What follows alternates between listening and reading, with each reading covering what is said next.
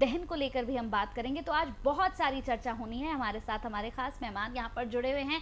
हमारे साथ यशपाल महाराज जी हैं, उनका स्वागत कर लेते हैं और होली पर उनसे चर्चा करते हैं। बहुत बहुत स्वागत है महाराज जी। स्वागत के साथ महाराज श्री, सबसे पहले तो आज होली के त्यौहार पर हम चर्चा करने वाले हैं, क्योंकि एक ऐसा त्यौहार है जिसका इंतज़ार हर कोई बड़े पूरा एक साल इंतज़ार करते हैं कि अब होली गई है, अब अगली होली पे हमें क्या क्या करना है, इसकी पहले से ही प्लानिंग होती है सबकी। लेकिन आज शुरुआत मैं करने जा रही हूँ इससे कि ये जो होली का त्यौहार है, ये अगर हम राशियों से शुरू करें कि किस राशि पर किस तरह का प्रभाव रहेगा होली वाले दिन, और कौन सा रंग किस राशि के लिए बहुत अच्छा होगा, यहीं से अगर शुरू करें तो बताइए कैसा रहेगा सारी राशियों के बारे में। प्रिय दर्शकों, आप सभी को इस महापर्व होली की बहुत बहुत शुभकामनाएं। साधना गोल्ड की तरफ से भी आपको बहुत बहुत शुभकामनाएं जो ये कार्यक्रम आप तक पहुंचा रहे हैं, क्योंकि अगर हम त्यौहार को विधि के हिसाब से मनाते हैं तो उसका और भी ज़्यादा महत्व बढ़ जाता है और राशियों का तो निश्चित रूप से प्रभाव पड़ता है। जैसे कि 2.25 नक्षत्रों से एक राशि बनती है। एक नक्षत्र में 4 चरण होते हैं, जैसे कि मेष राशि, चू चे चो ला, ये पहला नक्षत्र हो गया।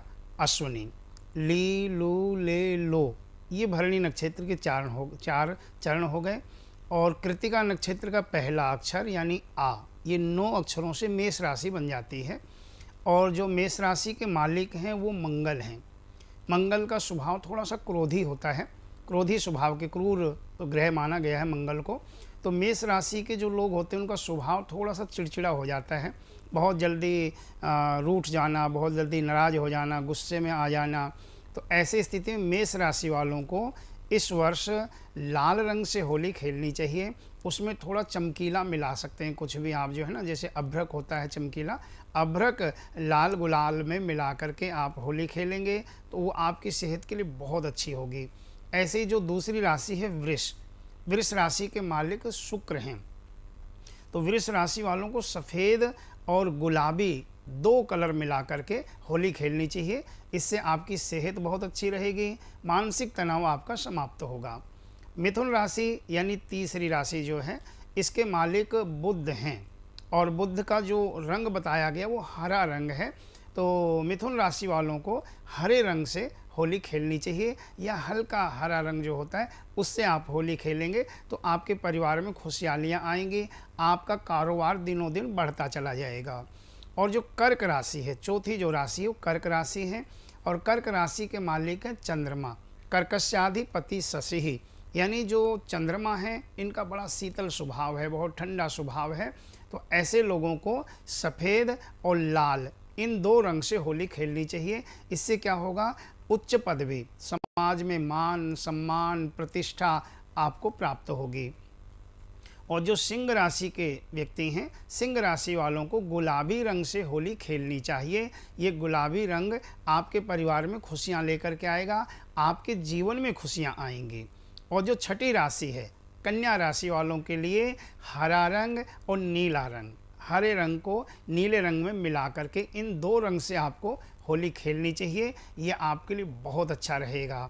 इसके बाद में जो तुला राशि है, 7वीं राशि तुला है, और तुला राशि के मालिक शुक्र हैं। साइंस अगर आपने पढ़ी हो, साइंस में ग्रहों के बारे में पढ़ाया जाता है कि शुक्र बहुत ही अधिक चमकीले ग्रह हैं। और तुला राशि वालों का स्वभाव क्या होता है, उनको बड़ी जल्दी क्रोध आता है, थोड़े से में ही नाराज़ हो जाते हैं, क्योंकि पेट में गैस बनती है और उस गैस से दिमाग में एकाएक उफान आता है। तो ऐसी स्थिति में आपको सफ़ेद और पीला रंग, ये दोनों रंग मिला करके होली खेलनी चाहिए, ताकि पूरा साल आपका बहुत अच्छा रहे, आपके गुस्से पे काबू रहे और आपको बहुत अच्छा लगे, कोई भी कार्य करने में रुचि से आप कार्य करोगे। और जिन लोगों की वृश्चिक राशि है, वृश्चिक राशि 8वीं राशि कहलाती है, और वृश्चिक राशि वालों को स्वभाव बिच्छू जैसा कहा गया है शास्त्रों में, क्योंकि ज्योतिष झूठी नहीं हो सकती है। ज्योतिष को जानना और ना जानना उसके ऊपर बहुत निर्भर करता है। ज्योतिष नेत्र है, शास्त्रों का जो नेत्र है, आँखें हैं जो, वो ज्योतिष है। शब्द शास्त्रम मुखम ज्योतिषम चक्षुषी, यानी वृश्चिक राशि वालों के बारे में ज्योतिष में बताया गया है। इन्हें भी बहुत जल्दी गुस्सा आता है, बहुत जल्दी नाराज़ हो जाते हैं। तो ऐसी स्थिति में आपको हरे और लाल रंग को मिला करके होली खेलनी चाहिए। ये रंग आपके लिए बहुत अच्छा रहेगा। और प्रिय दर्शकों, जिन लोगों की धनु राशि है, धनु राशि के जो मालिक हैं वो बृहस्पति हैं। धनु राशि के लोगों का स्वभाव कैसा होता है? जड़ तक पहुंचना। अगर कोई बात उठी है तो उस बात की तह तक जाना, ये बात कहाँ से शुरू हुई, क्यों शुरू हुई, किसने शुरू करी, कहाँ तक ये बात का असर होना चाहिए, मतलब वहाँ तक पहुँचने वाले हुआ करते हैं धनु राशि के लोग। तो धनु राशि के लोगों को पीले रंग से और नीले रंग से होली खेलनी चाहिए। ये दोनों ही रंग आपके स्वास्थ्य के लिए, आपके कारोबार के लिए, आपके परिवार के लिए बहुत अच्छा लाभ देने वाले हैं। और जिन लोगों की मकर राशि है, मकर राशि के मालिक भी शनि हैं, क्योंकि मृग कुंभपति शौरी मकर और कुंभ राशि के मालिक शनि होते हैं। और शनि को कर्म का देवता कहा गया है। कुछ लोग हैं जिनको शनि के बारे में पूरा ज्ञान नहीं होता है, तो वो लोगों को डरा देते हैं कि शनि बहुत बुरे ग्रह होते हैं, शनि सदैव बुरा ही असर दिखाते हैं, शनि तो ईंट से ईंट बजा देते हैं। लेकिन ऐसा नहीं है। शनि कर्म के देवता हैं, कर्मों का फल देने वाले हैं। आप जान के करें या अनजाने में करें, छुप करके करें या प्रत्यक्ष करें, तो जो भी आप कर्म करते हैं उसका फल शनि निश्चित देते हैं। इसलिए कर्म करने से पहले सोचा करो कि शनि कहीं न कहीं आपको पटक भी सकते हैं। शनि रंक को राजा बनाने की क्षमता भी रखते हैं। तो जिन लोगों की मकर राशि है उन लोगों को नीले रंग से होली खेलनी चाहिए। और नीले रंग का गुलाल लोगों के आप लगाएं, और उसके साथ में आप पिंक कलर का भी गुलाल ले सकते हैं। तो इस दो रंगों से आप होली खेलेंगे, ये आपके सेहत के लिए बहुत अच्छी रहेगी। जिन लोगों की कुंभ राशि है, कुंभ राशि वालों को भी बड़ी बेसब्री से इंतज़ार होगा। तो बता दूं मैं, कुंभ राशि वालों को सफ़ेद रंग में नीला रंग मिला करके होली खेलनी चाहिए, ताकि आपके जीवन में जो समस्याएं चल रही हैं, जो कार्य आपके रुक रहे हैं, बिल्कुल बनते बनते कामों में रुकावट आ रही है, ये दो रंग आपके कार्यों को निश्चित रूप से बनाएंगे। क्योंकि होली रंगों का त्यौहार है और आप अपनी राशि के अनुसार अगर रंग लेकर के खेलते हैं तो उसका बहुत अच्छा असर होता है। दूसरा व्यक्ति आपकी कौन सा रंग लगा रहा है उससे कोई फर्क नहीं पड़ता, लेकिन आपने अपनी राशि के अनुसार लोगों के रंग लगाना है, इस चीज़ का ध्यान रखना है। और ऐसे ही जो अंतिम राशि है मीन राशि, जीवो मीन धनु स्वामी, धनु और मीन राशि के मालिक बृहस्पति हैं। और बृहस्पति का स्वभाव है गुरुश्च गुरुताम, अंदरूनी ज्ञान देना, गूढ़ ज्ञान को देना, तत्व को जानने का ज्ञान अगर कोई प्रदान करते हैं तो वो है बृहस्पति। और ये मीन राशि वालों के लिए मिलता है। तो मीन राशि वालों को जो होली पे रंग का प्रयोग करना है, पीला और लाल, ये दोनों रंग मिला करके आप खेलेंगे। ये दोनों ही रंग आपके लिए बहुत सारी खुशियाँ लेकर के आने वाले हैं। इस प्रकार सभी 12 राशि वाले अपनी अपनी राशियों के अनुसार अगर रंग लेकर के होली खेलेंगे तो ये वर्ष आपके लिए बहुत अच्छा जाने वाला है। तो इस तरह आप होली खेल लें। बिल्कुल, तो एक एक राशि करके ही 12 राशियों के बारे में आपने बताया। महाराष्ट्र, अब मैं जानना चाहूँगी, जैसे होली का त्यौहार है, हमने होली के त्यौहार में देखा है कि रंगों का एक अपना ही इम्पैक्ट, एक अपना ही प्रभाव होता है। क्या, जैसे आपने बताया कि हर एक राशि का आपने बताया कि किसे लाल रंग से खेलना है, किसे हरे रंग से खेलना है, लेकिन लोगों के अंदर ये कन्फ्यूजन्स अब रहेगी कि हमें तो बहुत सारे रंग कोई भी लगा देता है, किसी ने आगे काला रंग लगाया, किसी ने आगे पीला रंग लगाया, तो अगर कोई भी रंग हमारे ऊपर लग रहा है उसका भी कोई गलत हमारे ऊपर असर पड़ता है, या फिर आपने जो रंग हमें बताए हैं सिर्फ वही रंग हम यूज़ करें? बहुत अच्छा प्रश्न है आपका। मैंने ये चीज़ पहले बताई भी है कि आपके ऊपर कौन कैसा रंग लगा रहा है उससे कोई फ़र्क नहीं पड़ता। दूसरा व्यक्ति कोई भी रंग डाले उससे कोई फ़र्क नहीं पड़ने वाला, लेकिन आपने जो रंग का प्रयोग करना है आपकी राशि के अनुसार करना है, जो आपकी राशि के हिसाब से बताया गया है, अपनी राशि के अनुसार आप उस रंग का प्रयोग करेंगे। दूसरा व्यक्ति आपको कोई भी रंग लगाए उससे कोई अच्छा या बुरा असर नहीं होने वाला है। होली का हमारे जीवन पर महाराष्ट्र प्रभाव क्या पड़ता है? क्योंकि हम कहते हैं कि हर एक त्यौहार जो होता है वो हमारे जीवन में एक अलग प्रभाव डालता है। चाहे हम रक्षाबंधन की बात करें, भैया दूज की बात करें, होली हमारे जीवन में किस तरह का प्रभाव डालता है? कहते हैं रंगों का त्यौहार है, जीवन में रंग भर देता है, लेकिन अब हम सड़कों पर देखते हैं कि अब होली के त्यौहार को एक अजीब ही मोड़ दे दिया है। होली का त्यौहार मतलब आपको तामसिक घर में खाना बनाना है, आपको चिकन मटन बनाना है, और जो घर के पुरुष हैं वो बैठकर ड्रिंक करते हैं, पत्ते खेलते हैं, इस तरह की चीज़ें भी अब होने लगी है। तो इसका क्या ये असल में महत्व है? ये है होली जो आजकल लोग कर रहे हैं? देखिए, कहा गया है कलिना धर्म मित्रेणा धरेयम बाधिता धुना।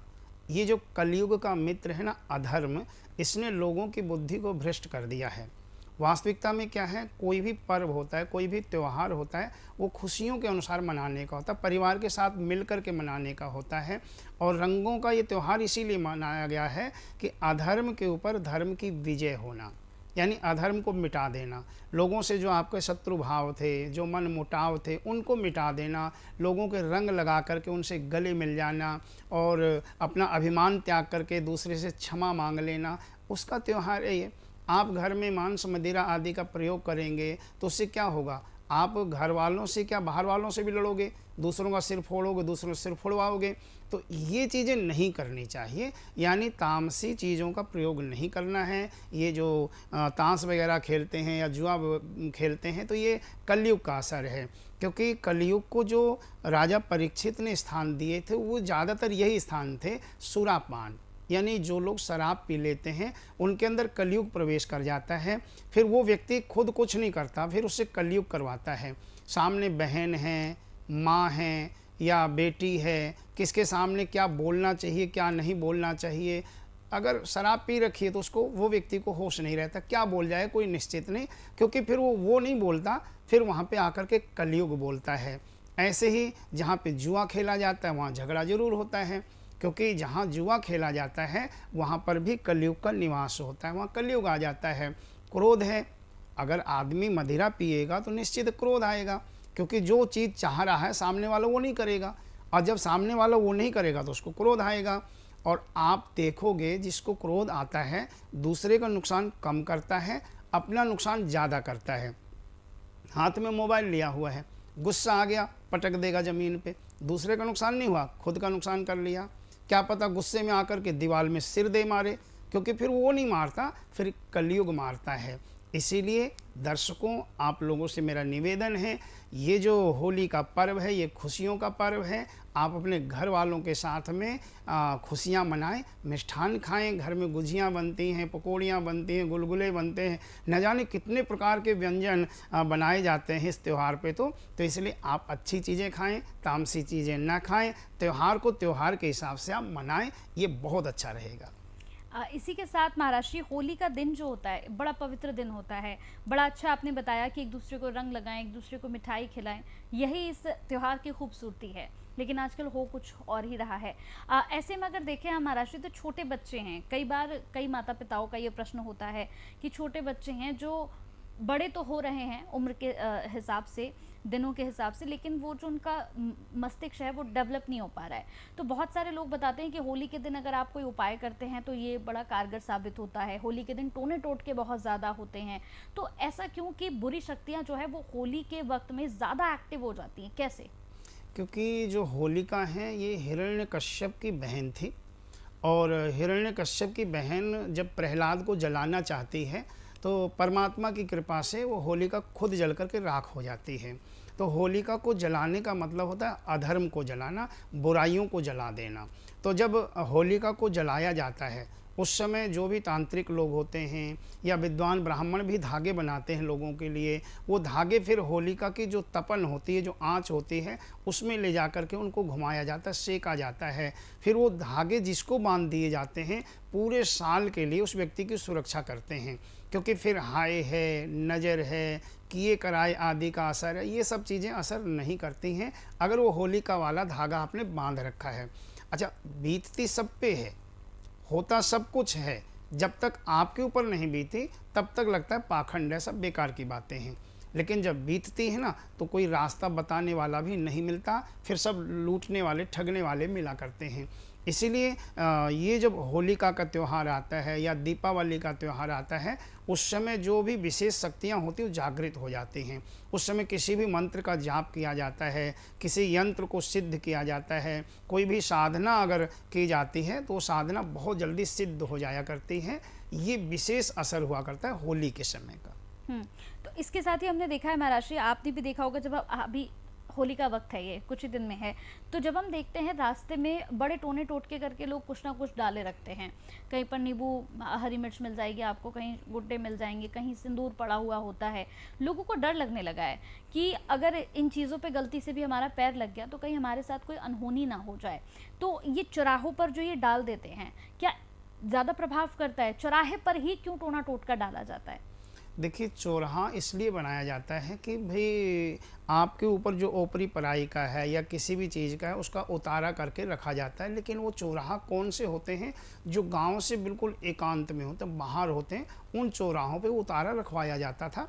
और इन चीज़ों से उसका खुद का लाभ होगा या नहीं होगा, दूसरे व्यक्ति का कई बार बुरा हो जाता है।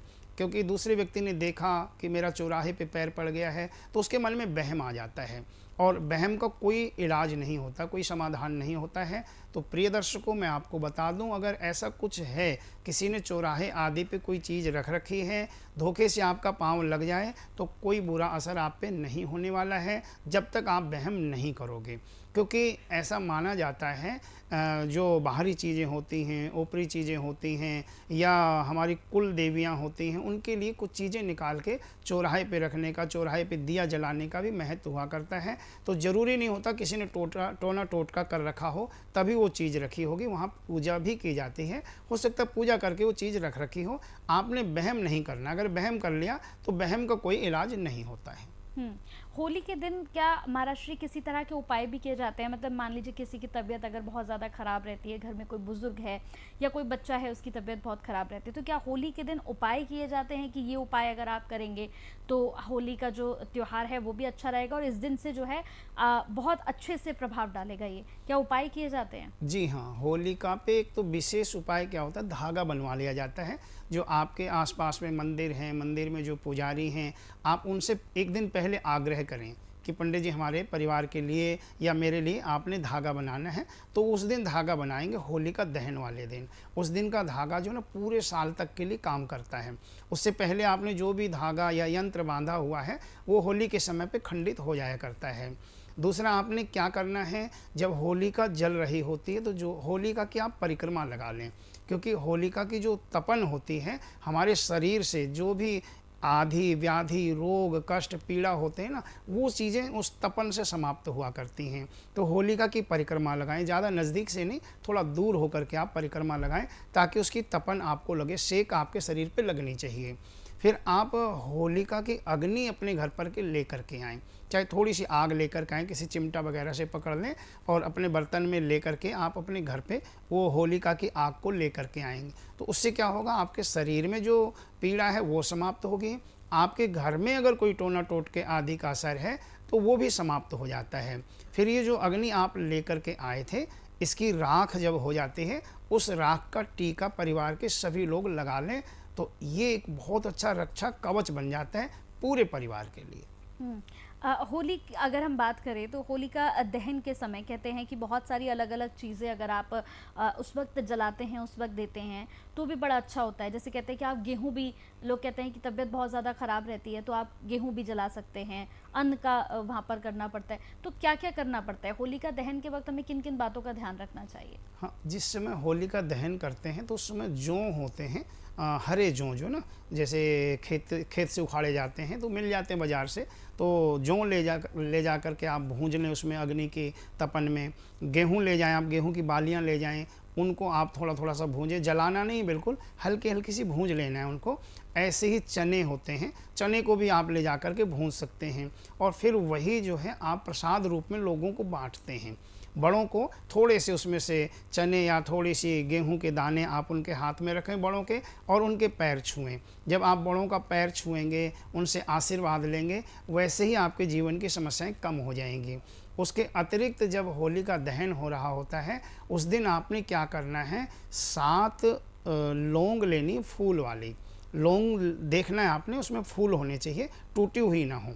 साबुत लौंग लेंगे, 7 लौंग लें, एक गोला ले लें और कपूर की 5 टिक्की ले लें।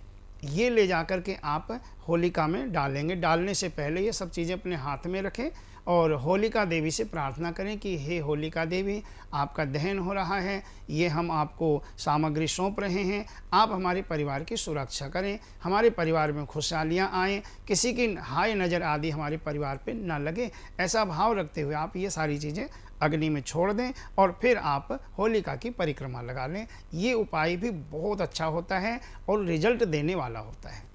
महाराज श्री, आपने तो कई होलियाँ निकाल दी हैं अब जीवन की, और यहाँ पर अगर मैं पूछूं कि आपका कोई ऐसा तजुर्बा जब होली वाले दिन आपके साथ जो घटा हो, उसके बाद आपने वो बहुत वक्त तक याद किया हो, कुछ ऐसा कभी हुआ?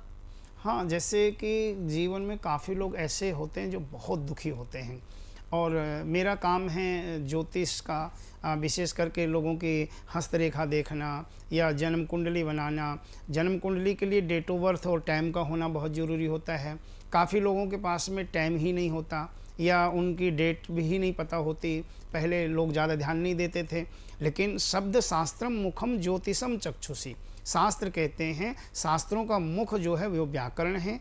अगर व्यक्ति ने व्याकरण पढ़ रखी है तो उसका उच्चारण बहुत शुद्ध होगा, वो एक एक शब्द को बहुत अच्छे से बोलेगा। ऐसे ही शास्त्रों का जो नेत्र है वो ज्योतिष है। ज्योतिष क्या है? उपाय नहीं है, माध्यम है। आपको बता सकती है ज्योतिष कि आपको यहाँ से अगर कश्मीरी गेट जाना है या यहाँ से लखनऊ जाना है तो क्या क्या साधन जाते हैं, ज्योतिष के द्वारा ये पता चलेगा। उसके बाद में आप कौन सा साधन पकड़ रहे हो, साधन क्या क्या हैं, जैसे कि व्रत रख लिए जाते हैं, मंत्रों का जाप किया जाता है, यंत्र स्थापित किए जाते हैं, और उसके अतिरिक्त स्टोन पहन लेते हैं। इस तरह से बहुत सारे उपाय फिर किए जाते हैं। काफ़ी लोग ऐसे मेरे पास में आए, हाथ देखा उनका, मस्तिष्क देखा कि उनके ऊपर किए कराए का असर था, और होली वाले दिन उसके लिए हमने उपाय किया। तो जैसे ही उपाय हुआ, एक हफ्ते के अंदर उस व्यक्ति के अंदर से वो सारी चीज़ें समाप्त हो गई। उसका मन प्रफुल्लित रहने लगा, काम में मन नहीं लगता था बिल्कुल भी, और उसकी रुचि काम में बहुत हो गई। परिवार के अंदर आते उसको क्रोध आने लगता था, और घर से बाहर निकलते ही मन खुश रहने लगता था। अब उल्टा होने लग गया, घर में जब आता है तो मन खुश हो जाता है, उसका प्रसन्न रहता है। मतलब ये चीज़ें ऐसी होती हैं, जब इनका समाधान होता है निश्चित रूप से असर होता है। उपाय, एक एक उपाय का असर जीवन में ज़रूर होता है। अपने जो वैदिक मंत्र हैं, जो वैदिक पद्धति है, इनमें बहुत प्रभाव होता है। विश्वास करके आप देखें। महाराज श्री, होली वाले दिन कुछ लोगों को मैंने देखा है, कुछ महिलाएं होती हैं जो उपवास भी रखती हैं। इस दिन उपवास रख के अगले दिन उपवास खोलती हैं। कुछ हैं जो रात को 12 बजे के बाद उपवास खोलती हैं। तो क्या होली वाले दिन सभी को उपवास रखना चाहिए? हाँ, होली का जो पर्व होता है ये पूर्णमासी के दिन होता है, यानी पूर्णिमा के दिन होता है। और फाल्गुन शुक्ल पक्ष की जो पूर्णिमा है ये जीवन में बहुत बड़ा स्थान रखती है, बहुत अहमियत रखती है। फाल्गुन शुक्ल पक्ष की पूर्णिमा का व्रत रखने का मतलब माँ लक्ष्मी और भगवान विष्णु की कृपा प्राप्त करना, होलिका की कृपा प्राप्त करना। प्रहलाद के ऊपर भगवान नरसिंह भगवान की कृपा हुई थी, तो भगवान नरसिंह की कृपा प्राप्त कर लेना। इसीलिए व्रत रखना चाहिए। जो लोग आसानी से व्रत रख सकते हैं उन्हें रखना चाहिए, हठ योग नहीं होना चाहिए। भाई आप स्वस्थ नहीं हैं, आपके शरीर में रोग हैं, दवाइयाँ खानी ज़रूरी हैं, फिर आप ज़बरदस्ती रख रहे हो तो वो ठीक नहीं है। लेकिन हाँ, अगर आप रख सकते हो आसानी से तो आपको व्रत रखना चाहिए। किसी कारणवश आप व्रत नहीं रख पाते हो तो ओम नमो भगवते वासुदेवाय, ये भगवान विष्णु का 12 अक्षर मंत्र है। इसका पूरे दिन आपको जाप करना है। इस मंत्र का जाप करने से आपको व्रत के बराबर ही लाभ मिलेगा, क्योंकि ये निश्चित है कि पूर्णिमा भगवान विष्णु को बहुत प्रिय होती है। महाराज श्री, जैसे अभी हम देखें तो वृंदावन में, मथुरा में होली का बड़ा चलन है, और लोग जो है दूर दूर से मथुरा वृंदावन पहुंचते हैं कि होली का त्यौहार जो है वो यहाँ पर खेलेंगे। तो मथुरा वृंदावन में ही क्यों इतने अच्छे तरीके से होली मनाई जाती है, बाकी जगहों पर क्यों नहीं मनाई जाती है? होलिका का जो पर्व है वो होलाष्टक से आरंभ हो जाता है। जैसे कि इस वर्ष अपना 7 मार्च से होलाष्टक आरंभ हो गया, और 7 मार्च से ही होली खेलनी शुरू हो गई है। और विशेष करके वृंदावन में और बरसाना में, क्योंकि बरसाना जो धाम है वो माँ राधा का है और वृंदावन भगवान कृष्ण का है। तो यानी वृंदावन से लेकर के बरसाना तक सारी गोपियाँ भगवान कृष्ण के साथ में रास कर रही होती हैं। उस पावन भूमि पे जो व्यक्ति इन दिनों में चला जाता है, होलाष्टक से शुरू होने से लेकर के और होली तक जो वहाँ जाता है वो धन्य हो जाता है। वो ये समझ ले कि जो वहाँ की हवा है, जो वहाँ का वातावरण है, वहाँ पे भगवान कृष्ण और राधा रानी होली खेल रहे हैं, उनका रंग आपके ऊपर भी पड़ रहा है। इसलिए हर व्यक्ति चाहता है कि किसी न किसी तरह से हम भी इस पावन अवसर पर वृंदावन में पहुँच जाएं, बरसाना पहुँच जाएं, क्योंकि वहाँ जाते ही अपने आप महसूस होने लग जाता है वास्तव में यहाँ भगवान राधा रानी के साथ में होली खेल रहे हैं। इसलिए वहाँ का ज़्यादा महत्व बढ़ जाता है। इसके साथ ही हमने महाराष्ट्र मसान की होली के बारे में सुना है बहुत, कि काशी में मसान की होली खेली जाती है, लेकिन इस बार हमने सुना कि उसका लोगों ने विरोध भी किया है कि मसान की होली का हमारे शास्त्रों में कहीं भी जिक्र नहीं है, लेकिन फिर मसान की होली क्यों खेली जाती है? वहाँ पर खेली जाती है जहाँ चिताएँ होती हैं, तो इसका क्या महत्व है? देखिए, विरोध कौन करता है? जिसको पूर्ण ज्ञान नहीं होता है वो विरोध करता है। अच्छा, मसान की होली हर व्यक्ति नहीं खेलता है, हर व्यक्ति को नहीं खेलनी चाहिए। मसान की होली कौन खेलते हैं? जो अघोरी हैं, जिन्होंने घर गृहस्थी को सब कुछ त्याग दिया है और वो नग्न रह रहे हैं, अपने शरीर पे भस्मी को ही रमाते हैं। भगवान शिव अपने शरीर पे भस्मी रमा करके लोगों को क्या कहना चाहते हैं? भैया, एक दिन इस शरीर को भस्म हो जाना है, चाहे राजा हो चाहे रंग को हो, एक दिन मुट्ठी भर राख हो जाना है। शरीर का व्यक्ति को अभिमान होता है। कहा गया है, देहे स्थिमांस रुधिरे भिमतिम त्यजत्वम जाया सुता दिशु सदा ममताम विमुंचा। ये जो परिवार के सदस्य हैं, ये जो परिवार के रिश्ते नाते हैं, ये केवल शरीर तक हैं। आपका शरीर मिटा के रिश्ते नाते खत्म हुए, तो भगवान शिव भस्मी रमा करके शरीर पे लगा करके ये कहना चाहते हैं, भैया एक दिन तुम्हें भी भस्म होना है। इस शरीर का अंत क्या है? शरीर से जब प्राण निकल जाते हैं तो इस शरीर को अगर पानी में बहा दिया जाता है तो कुत्ते खींच लेते हैं किनारे पे, और कुत्ते नोच नोच के खाते हैं। इस शरीर को अगर ज़मीन में गाड़ दिया जाता है तो कीड़े पड़ जाते हैं और कीड़े नोच नोच के खाते हैं। यदि इस शरीर को लकड़ी की एक चिता बना करके और उसके ऊपर रख के जला दिया जाता है तो क्या होता है? एक मुट्ठी राख, चाहे वो राजा हो चाहे रंग को हो, चाहे अमीर हो चाहे गरीब हो, कोई भी हो, एक मुट्ठी राख और कुछ नहीं। तो वही जो भगवान शिव भस्मी रमाते हैं वो यही संकेत देते हैं, भैया एक दिन माटी में मिल जाना है, राख बन जाना है, अभिमान मत करो। तो जो राख की होली खेली जाती है, जो भस्म की होली खेलते, वो अघोरी खेलते हैं। हर व्यक्ति को भस्म की होली नहीं खेलनी चाहिए। तो यानी मसान की होली का जितने भी लोग विरोध कर रहे हैं वो विरोध गलत है। गलत इसलिए है क्योंकि मसान की होली हर किसी को नहीं खेलनी चाहिए। लेकिन हमने देखा है अक्सर महाराष्ट्री कि मसान की होली जब आपने कहा कि अघोरी खेलते हैं वहाँ पर, तो बाकी अन्य लोग भी वहाँ पर पहुँच जाते हैं खेलने के लिए। तो अगर वो उस तरह की होली वहाँ पर खेल रहे हैं तो आपकी नज़र में क्या वो गलत है? बिल्कुल गलत है, क्योंकि देखिए अधूरा ज्ञान बहुत दुखी करता है।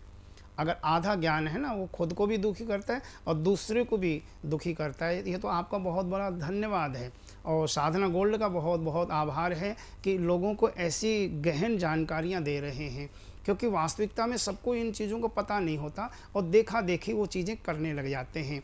तो प्रिय दर्शकों, आप लोगों से यही अनुरोध करूँगा, आप ऐसी गलती कभी भी ना करें। ये केवल अघोरियों का अधिकार है जो चिता में ही रहते हैं, जिन्होंने शरीर को ही एक किस्म से त्याग दिया है। बस वो नग्न रहते हैं और अपने शरीर पे भस्मी रमाते हैं। ये उनके लिए है, आप लोगों के लिए नहीं है।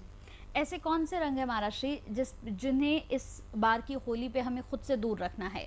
जैसे हमने देखा है बहुत सारे लोग जो है काले रंग का बड़ा इस्तेमाल करते हैं और कई तो बड़ी गंदगी तरीके से खेलते हैं, अलग अलग तरीके से काला रंग निकालते हैं, वो लगा देते हैं। तो क्या काला रंग अगर हम खेलें इस होली में तो क्या ये हमारे जीवन में कोई बुरा असर लेकर आएगा? जी बिल्कुल, काला रंग जो है ना आपके लिए अशुभता लेकर के आता है। अगर आप काले रंग का प्रयोग कर रहे हो, दूसरे को लगा रहे हो या दूसरा व्यक्ति आपको लगा रहा है, तो निश्चित है वो हानि पहुंचा रहा है आपको भी और दूसरे व्यक्ति को भी। काला रंग लगाने से आपको क्या क्या हानि होगी? एक तो आपको शारीरिक हानि होगी, आपका शरीर ठीक नहीं रहेगा, साल भर आप शरीर से परेशान रहोगे, कोई ना कोई परेशानी आपके शरीर में लगी रहेगी। अगर कोई बीमारी नहीं होगी तो फिर चोट चपेट आपके लगती रहेंगी। इसीलिए काले रंग से आपको बचना है। धन की हानि होगी आपकी, क्योंकि ये कलयुग का प्रतीक है। काला रंग। तो प्रिय दर्शकों, काले रंग का प्रयोग आप अपने लिए भी ना करें और दूसरा अगर आपके ऊपर प्रयोग कर रहा है तो उसको भी आप मना कर दें, ये आपके लिए बहुत अच्छा रहेगा। होली पर धन प्राप्ति का क्या उपाय हम कर सकते हैं महाराज श्री, जिससे हमारे जीवन में धन की प्राप्ति हो हमें? क्योंकि बहुत से लोग हैं जिनका कहना है कि धन प्राप्ति नहीं है, लेकिन होली पे बहुत सारे ऐसे उपाय होते हैं जिससे धन की प्राप्ति हो सकती है। क्या कोई ऐसा उपाय जो हमें धन की प्राप्ति करा दे होली के बाद? हाँ प्रिय दर्शकों, क्योंकि टका कर्म टका धर्म टका ही परमम तपः, यस्य पार्श्वे टका नास्ति ते टक टकायते हाय टका टका। यानी कि जिसके पास में पैसा नहीं है तो फिर उसकी वैल्यू नहीं है, उसकी इज्जत नहीं है, मान सम्मान नहीं मिल पाता है अच्छे से, जो है ना। इसलिए पैसा तो हर काम में ज़रूरी है। पैसा सब कुछ नहीं है लेकिन बहुत कुछ है, और धन की तो हर व्यक्ति को इच्छा होती है। अगर धन नहीं है तो आप पूजा की सामग्री नहीं खरीद सकते, धन नहीं है तो आप व्रत रख रहे हैं तो कुछ अच्छा खा नहीं सकते हैं। इसलिए धन तो हर व्यक्ति को ज़रूरी है। और धन प्राप्ति का बहुत सरल उपाय मैं आपको बताऊं, बाज़ार से आप भोजपत्र लें और अष्टगंध की स्याही बना करके, अष्टगंध मिल जाता है बाज़ार से, जहाँ से भोजपत्र लेंगे वहीं से आपको अष्टगंध भी मिल जाएगा। और एक अनार के पेड़ की टहनी लेनी छोटी सी, उसकी एक कलम बना लें आप अष्टगंध की स्याही से, और उस भोजपत्र के ऊपर आपको लिखना है ओम ह्रीं श्रीं महालक्ष्मी नमः। इस यंत्र पे आपने लिख दिया भोजपत्र पे, और फिर इसी मंत्र का आपको 3 माला जाप करनी है। इसी मंत्र की 3 माला जाप करेंगे आप, और फिर उस भोजपत्र को आप लपेट दें, उस पर एक कलावा लपेट दें या फिर कोई धागा लपेट दें, और फिर आपकी जो तिजोरी है जहाँ पे आप धन रखते हैं वहाँ पे इसको रख दीजिए। देखना आप दिनों दिन आपके यहाँ धन की वृद्धि होती रहेगी। जो आप मेहनत कर रहे हो, आपकी मेहनत के अनुसार आपको लाभ मिलना शुरू हो जाएगा। ये नहीं कर पाते हो तो आपको 2 गोमती चक्र और 2 कोड़ी ये बाज़ार से लेकर के आनी है। एक पीले कपड़े में इन दोनों को आपने बांधना है, पोटली बना लेनी है उसकी, और जहाँ होलिका दहन होता है वहाँ इसको लेकर के जाएं। होलिका के पास में थोड़ा इसको घुमा लें और फिर ला कर के अपनी तिजोरी में या जहाँ आप अपना धन रखते हो वहाँ पर रख लीजिए। फिर देखना आपके यहाँ धन की वृद्धि होगी और बरकत होनी शुरू हो जाएगी। होली पर ऐसी कौन कौन सी चीज़ें हैं महाराज श्री जो हमें इग्नोर करनी है, जो हमें इस बार बिल्कुल भी नहीं करनी है, और अगर हम वो करते हैं तो हमारे जीवन पर भी प्रभाव पड़ेगा, हमारी तबीयत भी खराब रहेगी? तो ऐसी कौन कौन सी चीज़ें हैं जो हमें इस बार होली में बिल्कुल नहीं करनी है? प्रिय दर्शकों, सबसे पहला काम तो आपको करना है, आपके घर में मांस मदिरा का प्रवेश नहीं होना चाहिए, ये बिल्कुल वर्जित है। उसके अतिरिक्त आपको क्रोध नहीं करना है, किसी के ऊपर भी गुस्सा न करें, क्योंकि आपने क्रोध किया तो आपके जीवन भर की तपस्या की हुई समाप्त हो जाती है होली के दिन। अगर आप क्रोध कर रहे हो तो इस चीज़ का ध्यान रखना है, किसी को अपशब्द नहीं बोलना है, क्योंकि कई बार सामने वाला कुछ भी बोल जाता है। ये जो पर्व है ये गुस्से को मिटा करके प्रेम को बढ़ाने का पर्व है, बुराइयों को मिटा करके अच्छाइयों की ओर बढ़ने का पर्व है। यदि किसी से आपकी बुराई चल रही है तो आप उसे गले से लगाएं, उस बुराई को मिटाएं, उसका पर्व है। तो इसलिए गुस्सा नहीं करना है, किसी को अपशब्द नहीं बोलने हैं। और इस दिन कोशिश करें आप रात्रि के 12 बजे तक तो ज़रूर जागें, जागरण करना चाहिए इसमें। यानी दिन में भी आप भगवान का भजन करें, रात्रि के 12 बजे तक आप भजन जरूर करें। वो भजन किसी प्रकार का हो सकता है, आप किसी मंत्र का जाप करें या किसी भी स्तोत्र का पाठ करें, हनुमान चालीसा का पाठ करें, आप सुंदरकांड का पाठ करें। कनकधारा स्तोत्र आता है, और कनकधारा स्तोत्र का जैसे पहला श्लोक मैं आपको बोलूं, बड़ा सुंदर होता है। ओम अंगम हरे पुलक भूषणमाश्रयन्ते भृंगांगनेव मुकुला भरणं तमालम। इस तरह जो ना 16 सूक्त होते हैं कनकधारा में, और इसी प्रकार श्री सूक्त होता है माँ लक्ष्मी का। इनका आप पाठ करें, दिन में हो सके दिन में करें या शाम में करें या रात्रि में करें, तो इससे क्या होगा, घर में बरकत होगी, घर में प्रेम बढ़ेगा। सबसे बड़ा सुख क्या है, घर में सुख शांति का होना, वो सबसे बड़ी संपत्ति है। अरबों खरबों की संपत्ति है, गाड़ी कोठी बंगले हैं, घर के 4 सदस्य भी आपस में बैठ के बातें नहीं करते हैं प्रेम से, तो उस संपत्ति का क्या करोगे आप? तो सबसे बड़ी संपत्ति अगर कोई है तो वो है घर की सुख शांति, और ये सब पाठ करने से घर में सुख शांति आएगी, घर में बरकत होगी। महाराज श्री, आप भजन भी बहुत अच्छे गाते हैं। हमने आपके बारे में जितना सुना है और जितना पढ़ा है तो आप भजन भी बहुत अच्छे गाते हैं। तो होली का कोई ऐसा भजन जो आपको बहुत ज़्यादा पसंद हो, आप एक बार गुनगुनाएं। देखिए, होली के तो बहुत सारे भजन हैं ऐसे, और बांके बिहारी जी में तो आप धूम मची हुई है, जिसको देखोगे वही उछल रहा है, नाच रहा है, गा रहा है, और राधा रानी के ऊपर रंग फेंका जा रहा है, कन्हैया के ऊपर रंग फेंका जा रहा है। तो इसलिए भगवान कृष्ण के जो भजन हैं उनमें बहुत रस है। और आज मैं मतलब गुनगुनाने के मौसम में नहीं हूँ इस वक्त जो है। अच्छा। हाँ जी। महाराज श्री, जैसे हम देखते हैं कि वृंदावन में लोग होली खेलने के बाद बहुत कोशिश करते हैं कि वहाँ का जो रंग है जो हम वहाँ पर कन्हैया को लगा रहे हैं, या बहुत ऐसे लोग जो बहुत भाग्यशाली होते हैं जिन्हें बड़ा नज़दीक से कन्हैया को रंग लगाने का मौका मिलता है, तो उनका मानना है कि वो रंग अगर हम अपने घर पर लेकर आएँ और उस रंग को अगर हम घर के परिवारजनों को लगाते हैं तो परिवार में हमेशा खुशहाली रहती है। क्या ये सत्य है?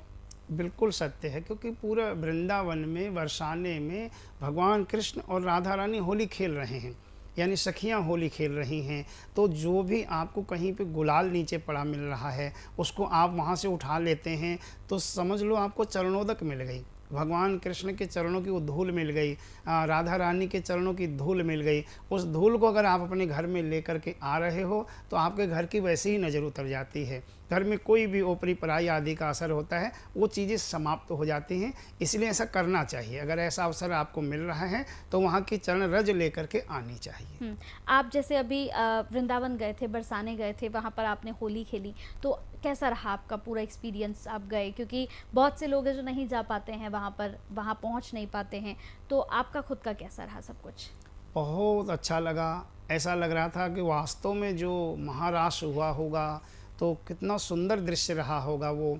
क्योंकि जब मैं बरसाना पहुंचा, बरसाना में लोग राधा रानी के उस शुभ स्थान पर उछल उछल के नाच रहे थे, लोग गुलाल उड़ा रहे थे, एक दूसरे के गुलाल लगा रहे थे।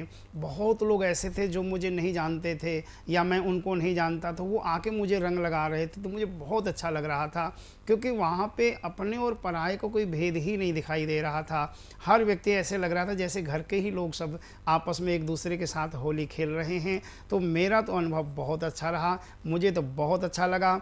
और जो भी भक्तगण इस कार्यक्रम को देख रहे हैं, इस बार नहीं तो अगली बार ज़रूर कोशिश करना, होलाष्टक से लेकर के होली के समय तक वृंदावन और बरसाने की होली ज़रूर खेल करके आना। जितने भी लोग इस वक्त इस कार्यक्रम को देख रहे हैं, बहुत से युवा भी हैं, बहुत से बुजुर्ग भी हैं, इस होली पर उनके लिए आपकी ओर से क्या संदेश होगा? प्रिय दर्शकों, मेरी तरफ से होलिका पे यही आप लोगों को संदेश है कि आप बुराई को मिटाएं, और किसी के साथ में अगर अन्याय हो रहा है, आपके अंदर सामर्थ्य है, तो आप कोशिश करें उस अन्याय को रोकें। क्योंकि अन्याय होते हुए देखना भी एक अन्याय करने के बराबर ही होता है, वो भी प्रायश्चित आपको भोगना पड़ता है। इसलिए सामर्थ्य है आपके अंदर, किसी के साथ में गलत हो रहा है उस गलत को आप रोकें। आपका किसी से मन मुटाव चल रहा है किसी कारण को लेकर के, तो कोशिश करें उस मन मुटाव को दूर करें, उनसे बैठ करके जो भी बातें हैं उनको क्लियर करें, जो भी मन में शंकाएं थी उन शंकाओं को दूर करके उनको गले लगाएं। और ओम नमो भगवते वासुदेवाय, इस मंत्र का आप लोग पूरे दिन और पूरी रात्रि जाप करें। इस जाप का आपको पूरे वर्ष भर बहुत अच्छा लाभ मिलने वाला है। बहुत अच्छा लगा महाराज श्री आपसे बात करके, आपसे चर्चा करके, और बहुत बहुत शुभकामनाएं आपको होली की। और साधना परिवार की ओर से जितने भी दर्शक इस वक्त इस कार्यक्रम को देख रहे हैं उन सभी को होली की बहुत बहुत शुभकामनाएं। बहुत बहुत धन्यवाद महाराज श्री।